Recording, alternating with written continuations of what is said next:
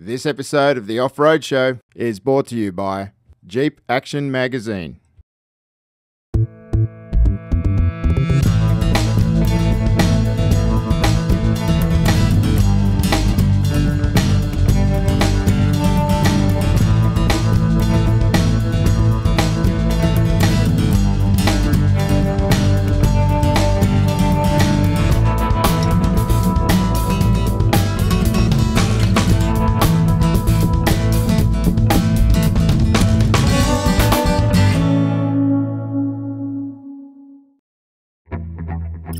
Today's homebrew truck off-roaders is Howard from Darwin and his V8 Hemi Rubicon.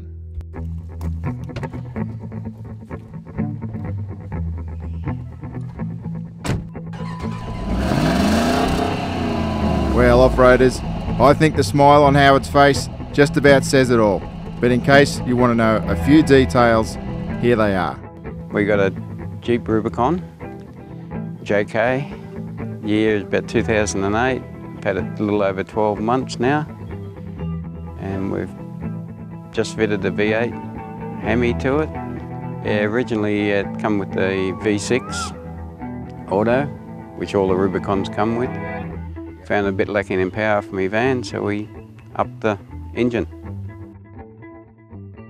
Yeah, apparently they come with a kit for the conversion from America, but hardly any of it fits because it's all designed for left-hand drive.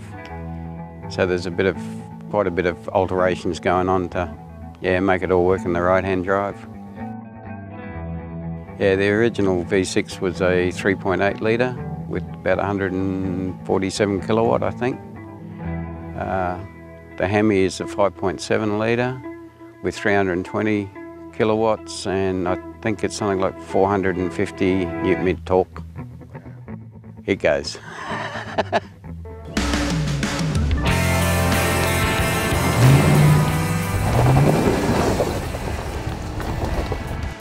Off-road, I'm finding I don't need to go back to low range anywhere near as much.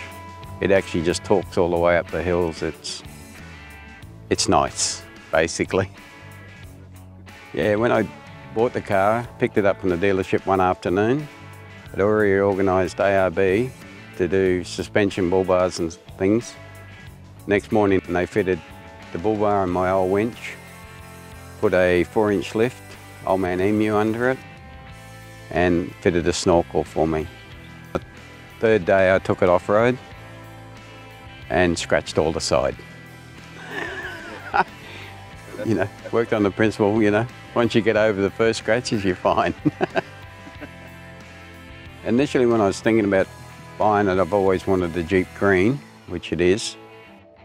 I thought, well, give the dealer a call and see if there's one available, not expecting to be able to get one.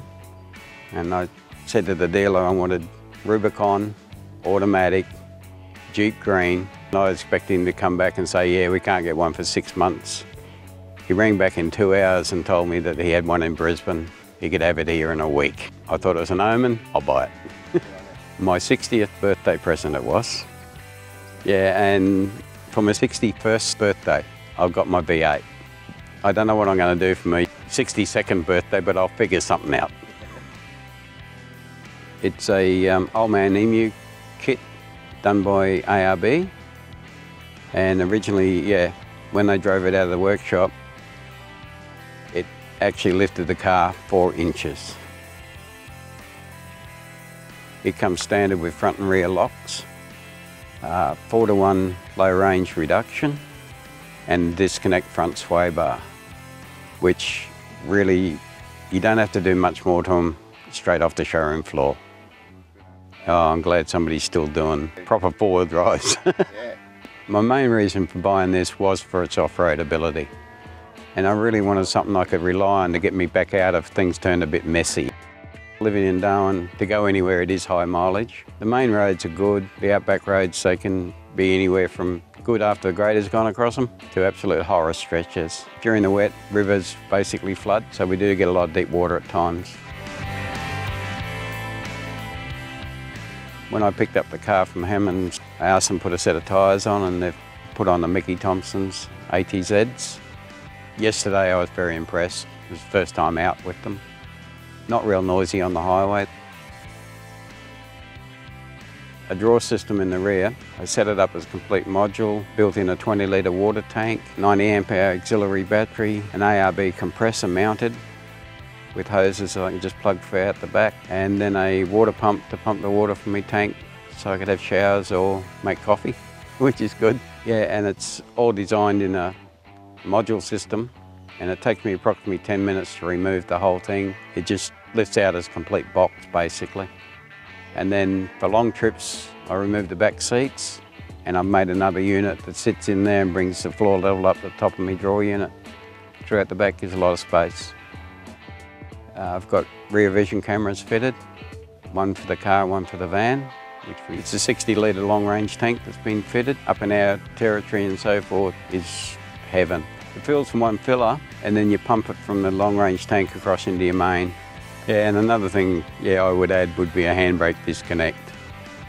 In Australia, I find travelling around that there's a large Jeep community, and wherever you go, there's a Jeep club here or there, and they welcome you back into the club. Yeah, the Jeeps just keep getting better. And I'm sure once you own one and enjoy one, you never want to go back. Well, I can't anyway. It's a Jeep thing. Definitely a Jeep thing.